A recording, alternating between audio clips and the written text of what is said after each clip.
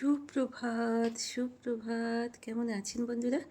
আশা করি ভালো আছেন, সুস্থ আছেন। আমিও ভালো আছি। আপনাদের সুস্থতা কামনা করি। শ্রাবণীর এমএস ব্লগে আপনাদের অনেক অনেক স্বাগত জানিয়ে ভিডিওটা আজ এখান থেকেই শুরু করলাম।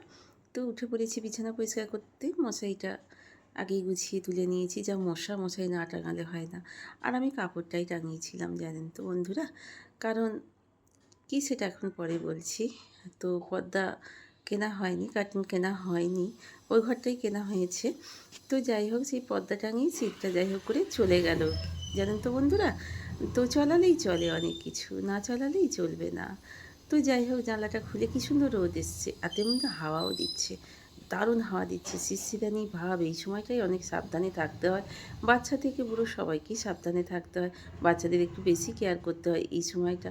আর বাচ্চাদের একটু ভালো করে কেয়ার করবেন বন্ধুরা। চারিদিকে যা সব দেখছি শুনছি, কারণ বেশি ফাস্টফুড একদমই খেতে দেবেন না বাচ্চাদের।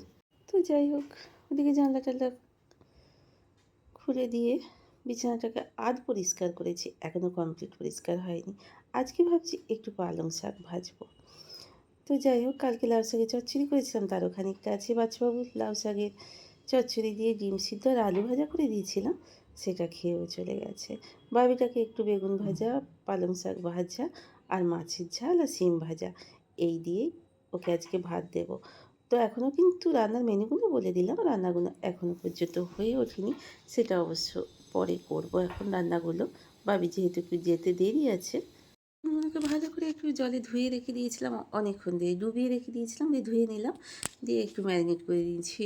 মাছ বার করে ফেলেছি, আমার আর বাচ্চাবাবুর বাটা মাছ, আর ছেলেটার মেয়েটার জন্য কাটা পোনা মাছ। যাতে তেলটা একটু কম খাচ্ছি, চিনিটা একটু কম খাচ্ছি, চিনিটা নুনটা সবটা একটু কম খাচ্ছি। ওই যে বলছি না, বয়স অনেক হয়ে গেল, 50 পেরিয়ে যেতে চললো এইবার। তো যাই হোক, তাই জন্য দুটো সাদাকেই যতটা বেশি বাদ দেওয়া যায়। দুটো সাদা মানে আপনারা বুঝতে পারছেন তো কী বলছি। একটা হচ্ছে নুন আর একটা হচ্ছে চিনি। যতটা জীবন থেকে বাদ দিতে পারবেন ততটাই মনে হয় অনেকটাই সুস্থ থাকবেন, ভালো থাকবেন।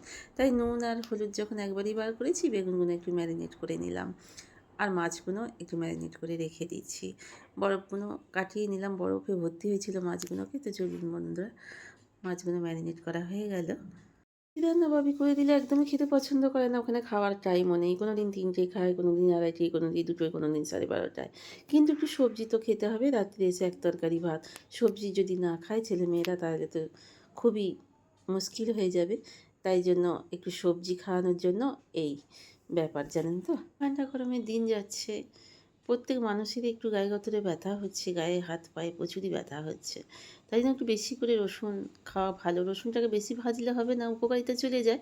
রসুনটা একটু কাঁচা কাঁচা টাইপের রেখে দেবেন, এবং জোর করে ছেলে মেয়ে থেকে আরম্ভ করে সবাই নিজেও খাবেন। আর আমাদের সকলে, বিশেষ করে আমাদের মেয়েদের তো খুবই প্রয়োজন সারাদিনই জল ঘাঁটা। বন্ধুরা, কাল রাত্রিরে বেডশিটটাকে ভিজিয়ে রেখে দিয়েছিলাম, কী সুন্দর ছেড়েছে দেখুন। একটু বেশি করে ভালো করে হালকা করে 2-3টে ভাগ করে নিলাম। এখানে এক বালতি এখনও কাঁচা ভেজানো আছে, ভাগ করে নিয়ে বেডশিটটা, আর এখানে কয়েকটা বাসি জামা কাপড়ও কেচে রাখা আছে। তো চলুন ধুয়ে নিই বেডশিটটা। তাই বলে না, পুরনো চাল ভাতে পারে। তো যাই হোক, যতই বয়স আমার 50 পেরিয়ে যাক, আর 50 চলতেই থাকুক, যাই থাকুক। তো আপনারা দেখছেন তো পরস্পর কীভাবে কাজগুলো ওঠে। সেই 5টায় ঘুম থেকে উঠি, রাত্রির 11টা, কোনো দিন 11:30। এই তো মেয়ের এবার সিজন শুরু হবে, বাবি হয়তো বাড়ি আসবে 11:30টায়, শুতে শুতে সেই 12টা হয়ে যাবে। আবার সকালবেলায় 5টা, মানে কাক ভোরে যখন অন্ধকার চারিদিক, তখন মানুষের কোলাহল থেকে দূরে, পশু পাখির ডাকাডাকি থেকে দূরে, তখন হয়তো অনেক ফুলই হয়তো ফুটে উঠতে পারে না। তখন আমাদের মতো অনেক ওয়াইফকে উঠে পড়তে হয় সংসারের তাগিদে, সংসারের তাড়নায়। তবুও আমাদের সংসারে কোনো নাম নেই, তবুও আমাদের কোনো ধাম নেই, তবুও আমাদের কোনো পরিচয় নেই, যেহেতু আমরা কী বলুন তো, হাউসওয়াইফ। যদি টাকা এনে সংসারে দেওয়া যায়, তবে সেই সব হাউসওয়াইফরা নাম পায়, সংসারে প্রাধান্য পায়। আর তা না হলে, যারা বাড়িতে হাউসওয়াইফের কাজ করে 24 ঘন্টা সব দিয়ে দিলেও, নিজেকে দিয়ে দিলেও, তবু আপনার কোনো মতেই নাম পাবেন না। 5টা ঘন্টাও যদি, ওই যে বললাম যে সংসারকে আপনার সর্বস্ব দিয়ে দেন, সেই 5টা থেকে রাত্রির 11টা পর্যন্ত, তাহলে আমাদের মেয়েদের হাউসওয়াইফদের কোনো নাম হয় না। ওই যে বললাম না, যেহেতু আমরা হাউসওয়াইফ, আমরা বেকার।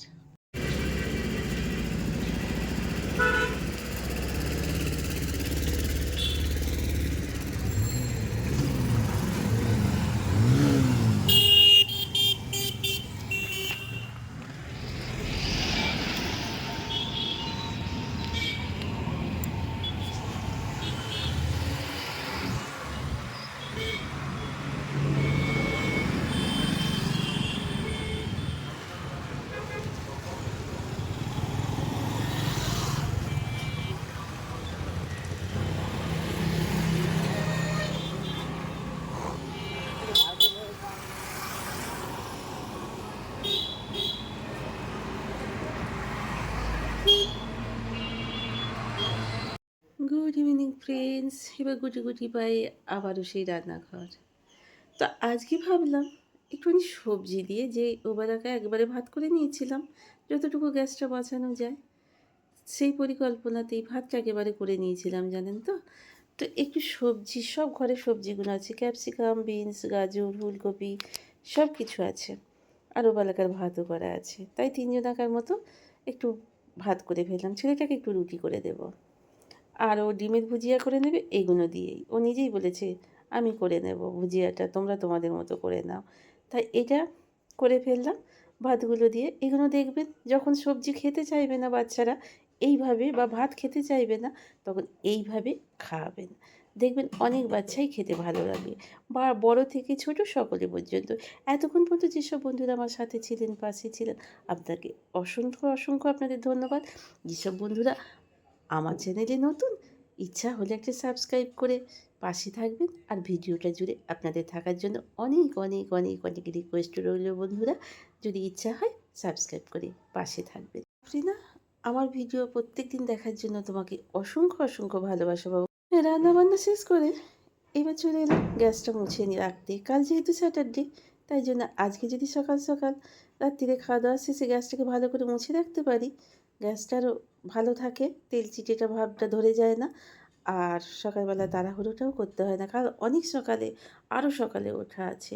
ছেলেটা আমার কালকে মানে অফিসের কাজে বাইরে যাবে, ফ্লাইটে যাবে, তাই ও বেরোবে সকাল 6:30 নাগাদ বাড়ি থেকে। তাই ওর একটু খাবার ব্যবস্থা করা আছে, চা দেওয়া আছে। তো সবাইকে সকাল সকাল উঠতে হবে, তাই জন্য যতটা পারলাম কালকের কাজটা আজকে একটু এগিয়ে রেখে দিলাম, জানেন তো বন্ধুরা। তো চলুন, যেসব বন্ধুরা আমার সাথে আছেন, পাশে আছেন, আবারও বলছি আপনাদের অসংখ্য অসংখ্য ধন্যবাদ। ভালোবাসা নেবেন, সুস্থ থাকবেন সদা সর্বদা, সদা সর্বদা হাসি খুশি থাকবেন। আর কি বলবো বন্ধুরা, ভিডিওটা যখন এডিটিং করছি, পাশের বাড়ির ছেলেটা আবারও কচকচ করছে, যতক্ষণ আছে ওর গলা শোনা যাবে প্রায়। বাবাটা ক্যান্সারে মারা গেছে, জানেন তো, দেখলে কত মায়া লাগে। তো চলুন বন্ধুরা, আজকের মতো এই পর্যন্তই। আমার পথে চলা আপনাদের সাথে নিয়ে, আপনাদের পাশে নিয়ে। আপনারা সদা সর্বদা ভালো থাকুন, সুস্থ থাকুন, হাসি খুশি থাকুন অল টাইম। আর আজকের মতো বিদায়, গুড নাইট।